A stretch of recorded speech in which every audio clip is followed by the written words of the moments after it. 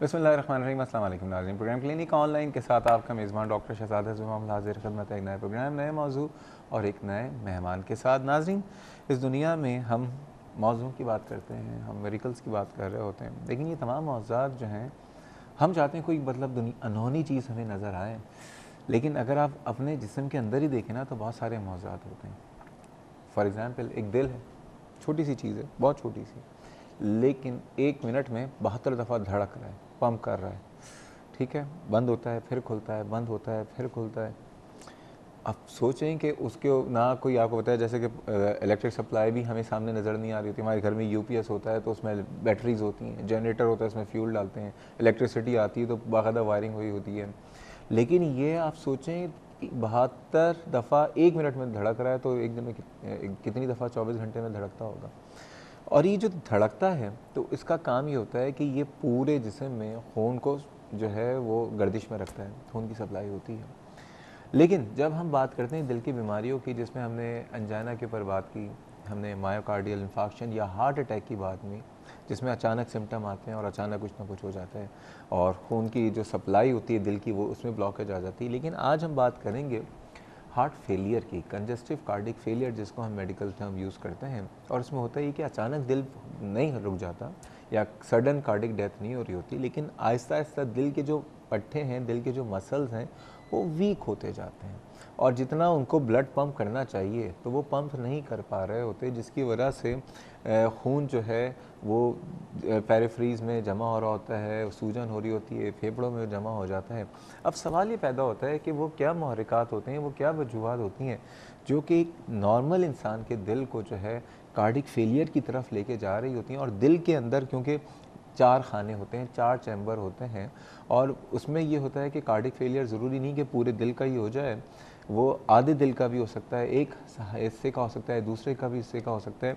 तो आज तमाम वजूहात, तमाम किस्मों पे और अगर किसी के दिल में और अलामतों में कि क्या क्या अलामतें होती हैं, कहीं ऐसा ना हो कि किसी को कार्डिक फेलियर हो उसको पता ही ना चले और उसके बाद फिर उसमें क्या इलाज किया जा सकता है, कैसे उसको दोबारा नॉर्मल फेज पे लाया जा सकता है, सारी बातें करेंगे।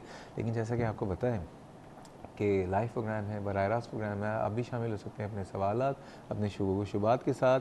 नंबर है 35305778 और 79। कराची से बाहर के व्यूअर्स नंबर डायल करने से पहले डायल करें 021।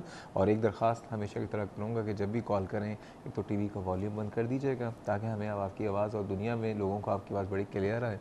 दूसरी बात, टॉपिक से रिलेटेड अगर क्वेश्चन करेंगे तो बहुत अच्छा होगा। वैसे तो प्रोग्राम आपका है, आप कुछ भी कह सकते हैं। एनीवेज़, आज के मेहमान से तारुफ़ कराता हूँ, हमारे साथ मौजूद हैं इस प्रोग्राम की बहुत ही जानी पहचानी शख्सियत और तिब की दुनिया का एक बहुत ही काबिल एहतराम नाम, डॉक्टर बशीर हनीफ़ साहब। डॉक्टर साहब जो हैं तारुफ़ के तो मोहताज नहीं है, बहुत दफ़ा इनका तारुफ़ कराया है, लेकिन फिर उन तमाम व्यूअर्स के लिए जो कि आज पहली दफ़ा देख रहे हैं, डॉक्टर साहब जो हैं तब्बा हार्ट इंस्टीट्यूट, ये भी बहुत ही अच्छा इदारा है, बहुत काबिल एहतराम इदारा है, दिल की बीमारियों के हवाले से जो है इंतहाई खिदमत अंजाम दे रहा है।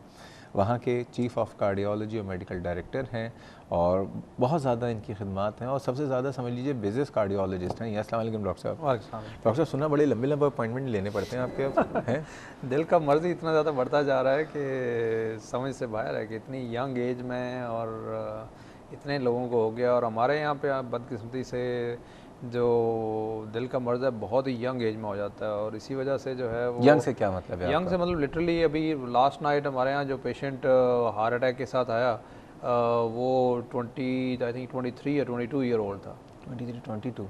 और उसको जो है जिसकी मेन आर्टरी जो है दिल के सामने वाली वो बंद पड़ी थी 100%, तो हार्ट अटैक के साथ। तो लिटरली मतलब 20s में आज तक कभी सुना ही नहीं था और अब जो है ये यहाँ पे काफ़ी कॉमनली जो है वो क्यों देखने। हमारे यहाँ क्यों हो रहा है आई ऐसा? थिंक कुछ हमने पहले भी प्रोग्राम में बात की है, एक तो जेनेटिक वजूहत भी हैं हमारी, बदकिस्मती से हमारी दिल की खून की रगें थोड़ी बारीक हैं। फिर ये है कि हमारा कोलेस्ट्रॉल जो गुड कोलेस्ट्रॉल है वो जेनेटिकली थोड़ा लो है। कई फैक्टर्स ऐसे हैं जिनके बारे में हमें नहीं पता। फिर हमारी जो है वो डाइट माशाल्लाह बहुत अच्छी है और एक्टिविटीज़ जो हैं, लाइफस्टाइल वेस्टर्न होता जा रहा है कि लिटरली कोई काम काज खुद नहीं करना, लाइफ इतनी बिजी हो गई है, उसमें फिर एक्सरसाइज का टाइम नहीं है हमारे पास। फिर स्ट्रेस और एनवायरमेंटल फैक्टर्स भी हैं जो ये सारी चीज़ें मिलके जो हैं बदकिस्मती से ये प्रॉब्लम जो है बहुत ही, इस वक्त पाकिस्तान में सबसे कॉमन वजह जो अमवात की है वो दिल की बीमारियाँ हैं।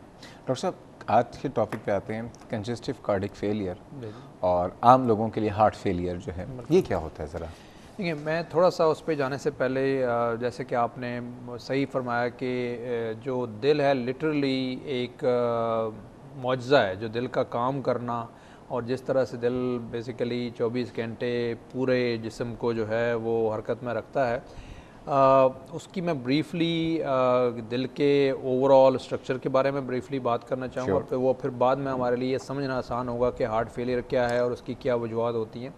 दिल, जैसा कि आपने भी कहा कि 4 कमरे हैं और उन 4 कमरों के बीच में दरवाजे लगे हुए हैं जिसको हम वाल्व्स कहते हैं। दरवाज़ा एक खुलता है, खून नीचे जाता है, फिर वो दरवाज़ा बंद हो जाता है ताकि खून आगे जाए पीछे ना आए, ठीक है। उसके अलावा ये है कि दिल में 2 और चीज़ें हैं जिसे हम कॉमन समझाने के लिए एक प्लम्बिंग सिस्टम कहते हैं और एक समझे इलेक्ट्रिकल सिस्टम है।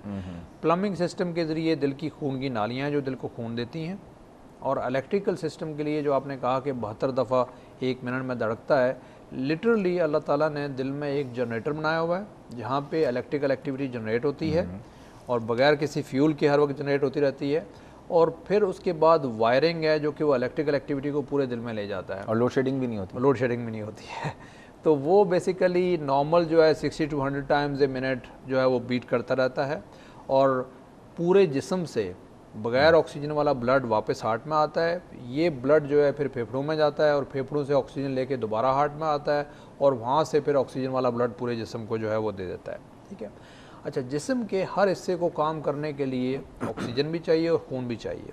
अगर वो ऑक्सीजन या खून पूरा नहीं मिलेगा तो उसकी वजह से जो है वो प्रॉब्लम शुरू हो जाएंगे।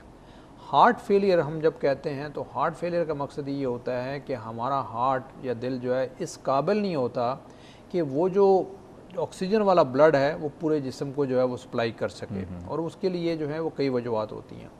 उसमें हम, जैसे आपने पहले बताया कि हार्ट जब पंप नहीं कर पाता और उसकी वजह से एक तो हार्ट फेल हो जाता है, ठीक है। लेकिन एक नई जो हार्ट फेलियर की वजह जो सामने आई है पिछले कुछ सालों में, कि ये देखा गया कि जिनका हार्ट इवन पंप सही कर रहा है उसके बावजूद वो हार्ट फेल हो जाता है, और उसकी वजह ये देखी गई कि दिल जो है वो सही, दिल को 2 काम, एक तो पंप करना है और दूसरा उसको रिलैक्स करने की ज़रूरत है। अगर दिल सही तरह से रिलैक्स नहीं कर पाएगा तो भी ये प्रॉब्लम हो जाएगा, हार्ट फेलियर होने का खदशा होता है। तो एक तो पंपिंग फेलियर है और दूसरा रिलैक्सेशन फेलियर है। तो ये दोनों जब प्रॉब्लम हो जाते हैं तो उसकी वजह से हार्ट फेलियर होता है। अच्छा, अब हार्ट फेलियर में क्या होता है, जैसे कि मैंने कहा कि हार्ट का जो है ताल्लुक फेफड़ों में खून लेके जाता है और फेफड़ों से वापस लेके आता है, ठीक है। अच्छा, अगर हार्ट पंप नहीं कर पाएगा ब्लड और पूरे जिस्म में नहीं जाएगा तो हार्ट के अंदर के प्रेशर बढ़ जाएंगे। जब प्रेशर बढ़ जाएंगे तो वो प्रेशर फेफड़ों के अंदर भी बढ़ जाएंगे, और जब फेफड़ों के अंदर के प्रेशर बढ़ते हैं तो उस वक्त जो है वो फेफड़ों में पानी जमा होना शुरू हो जाता है, जिसकी वजह से जो सबसे कॉमन वजह जो सांस फूलना, एकदम बैठे बैठे अचानक इतना ज़्यादा सांस फूलने लगता है कि पेशेंट जो है वो सांस ही नहीं ले पाता।